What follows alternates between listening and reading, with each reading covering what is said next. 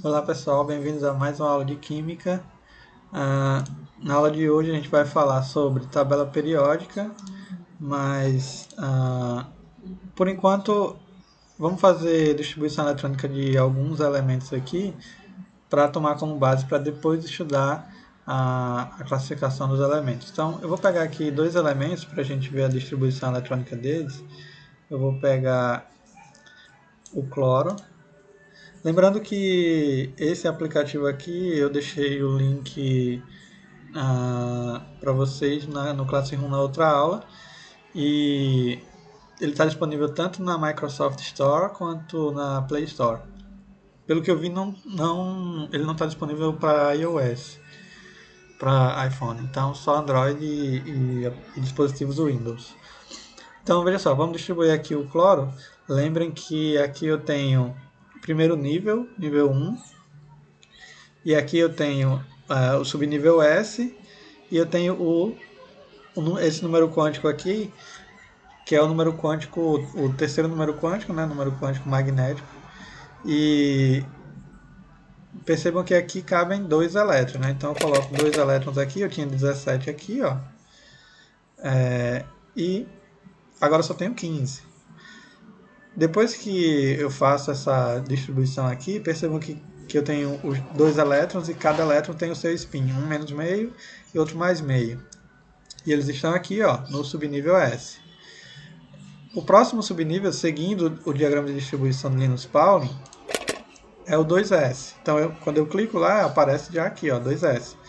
Então, eu acrescento dois elétrons e agora eu tenho 13. Seguindo aqui a distribuição, o próximo aqui, ó, 2P. Subnível 2P, vejam que o subnível P, no orbital P, eu tenho a possibilidade de adicionar 6 elétrons, certo? Então, aqui eu tenho 6 elétrons disponíveis. De acordo com a regra de Rand e as teorias que a gente já estudou na outra aula, a gente não pode, por exemplo, colocar um elétron aqui nesse segundo quadrinho. Por quê? Porque eu preciso primeiro colocar nessa sequência e em seguida eu não posso colocar aqui também, porque eu só posso colocar por vez um elétron em cada lugar desses dois aqui. Então, o próximo tem que ser aqui e o próximo tem que ser aqui, né? Depois que eu coloco 3 elétrons, se eu ainda tiver elétrons, no caso aqui eu ainda tenho 10, aí eu posso colocar os restantes. Veja. Beleza, agora eu preenchi essa camada, eu vou para a próxima, seguindo aqui, ó, S, e aí eu coloco 2 elétrons. Sobram-se 5 elétrons aqui, ó. Próximo é o 3P. Então eu vou aqui no 3P, ó. 1, 2, 3. Tenho 2 elétrons ainda. Então, ó, 4, 5. Veja que esse espaço aqui, ele não tem elétron. Por quê? Porque não tem mais elétron. O cloro ele tem 17 elétrons, ó, que é o número atômico dele, 17. Então eu coloquei, distribuir no diagrama e no final, ó, eu distribuí os 7 últimos elétrons aqui no nível P, 3S e o 3P, ó, é o nível 3, certo? Então esse aqui corresponde à última camada, que é a camada de valência, eles estão no mesmo nível, nível 3, só que eles estão distribuídos no subnível S e no subnível P. E a configuração final é essa aqui, ó, 2S, quer dizer, S2, P5, certo? Agora uma coisa para a gente pensar um pouquinho, antes de a gente começar a tabela periódica de fato, veja só. Eu fiz o cloro 17. Vamos fazer agora o bromo. Ó, vou fazer a mesma coisa como a gente já viu aí no outro, vou ser mais rápido nesse, para a gente não perder tempo. Certo? E aí vejam que a contagem aqui vai diminuindo à medida que eu vou colocando elétrons aqui nos meus subníveis, certo? Então, mais um. Vejam que aqui eu vou direto, ó, Deixa eu colocar isso aqui, ó. Aqui eu fui direto do 3P, eu fui para o 4S. Depois eu volto para o 3D. Aqui, ó. Que tem muito elétron.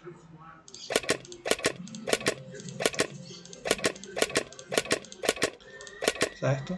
Aí agora, para terminar aqui, veja essa configuração, ó. Essa parte aqui, ó.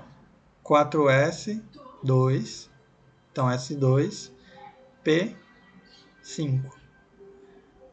O final aqui, ó, S2P5 é igual ao cloro. Isso a gente vai entender a partir de agora na tabela periódica, certo?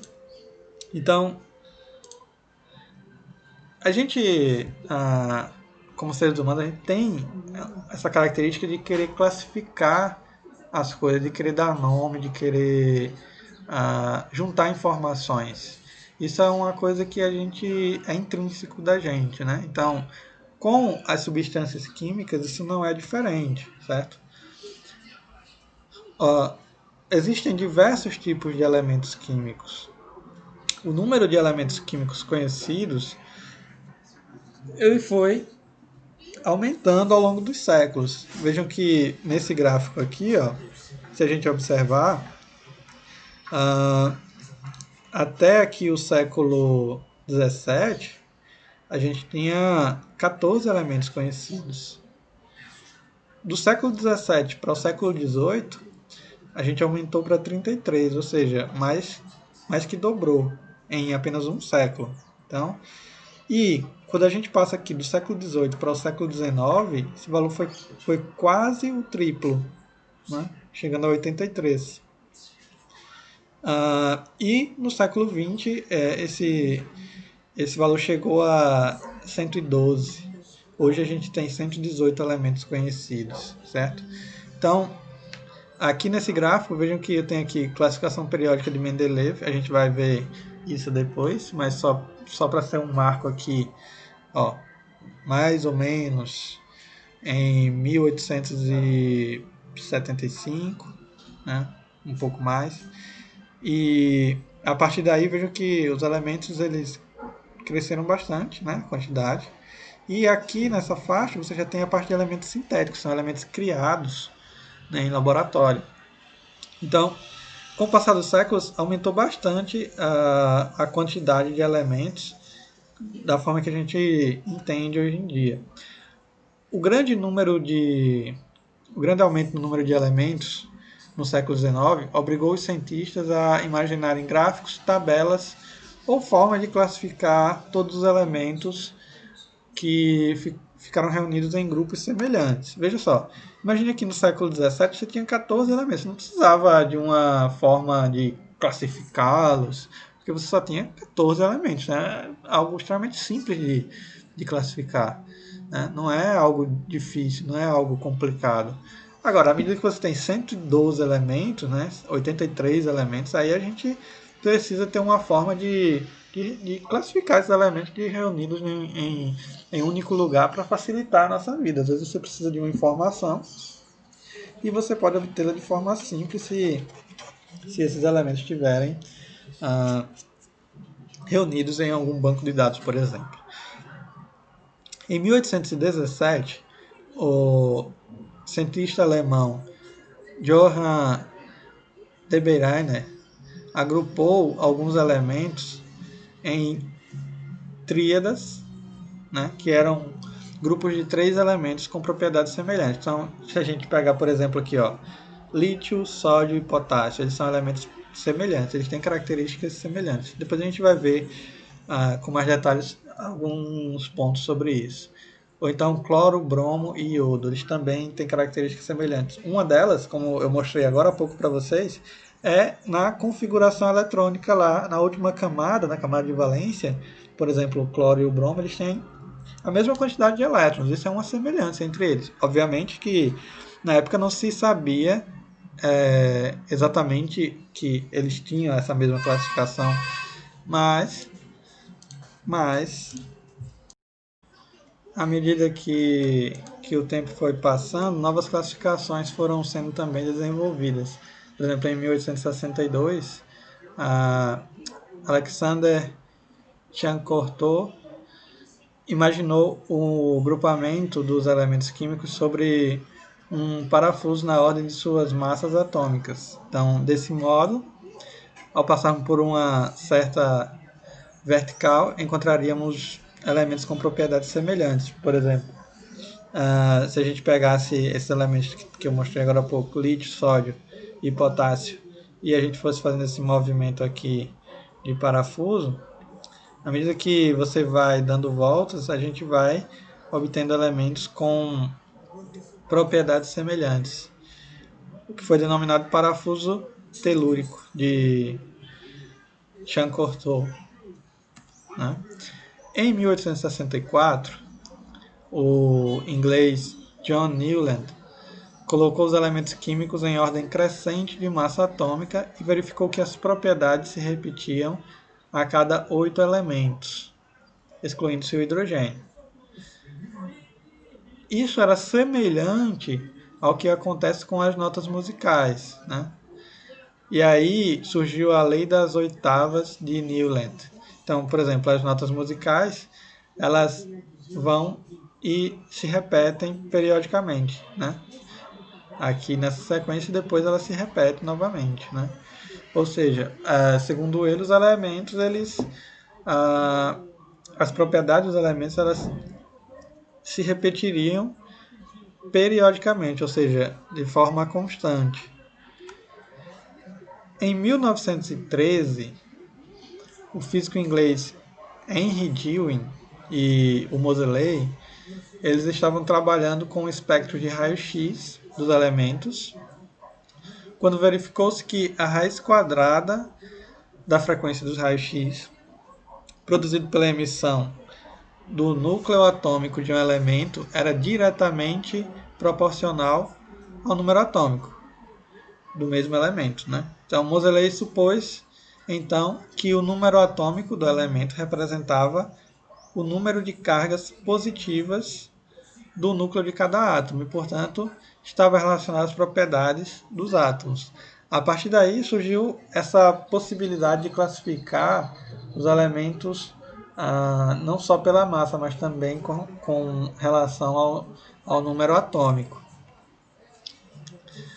No caso dos eventos periódicos, nós dizemos que um evento é periódico quando ele se repete regularmente em função de um determinado parâmetro. Por exemplo, se a gente pegar as estações do ano, aqui no hemisfério sul, nós temos as estações repetidas em certos meses do ano. Por exemplo, nessa época que nós estamos agora, a gente está entre o inverno e o outono, né? Quando a gente chegar mais para frente, na janeiro, fevereiro, a gente vai estar no verão, por exemplo. Então, todos os anos essas estações elas se repetem na mesma época e cada estação tem mais ou menos um intervalo de tempo regular, né?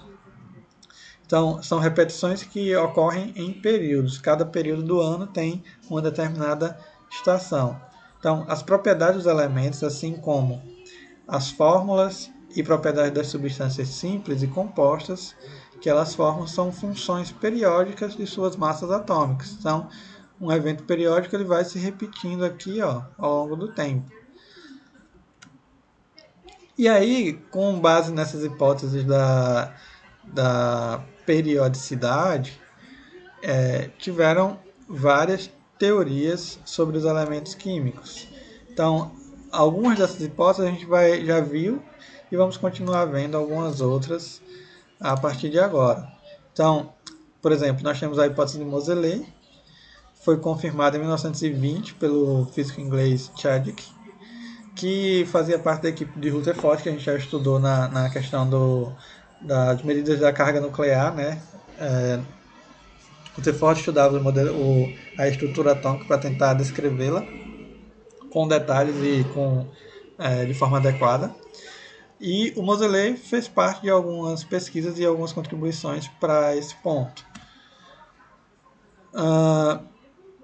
Em 1869, houveram trabalhos independentes aqui entre o Meyer e o Dmitri Ivanovich Mendeleev, que é esse aqui. Mendeleev era russo e ele estava baseando principalmente em propriedades químicas que propuseram e os dois eles propuseram uma tabela que era bem semelhante. Então eles fizeram trabalhos distintos, ou seja, cada um no seu respectivo lugar, mas que tinham características semelhantes.